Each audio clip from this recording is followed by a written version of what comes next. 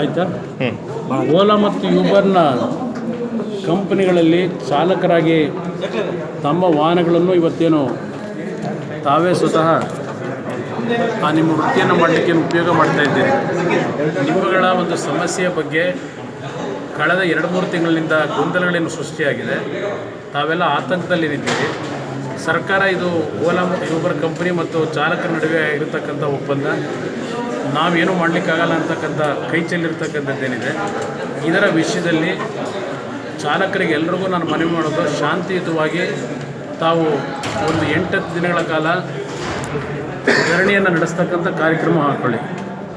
ಎಲ್ಲ ಚಾಲಕರಿಗೆ ಮನವಿ ಮಾಡ್ತೇನೆ, ನಿಮ್ಮಲ್ಲಿ ಒಡಕು ಬರಬಾರ್ದು.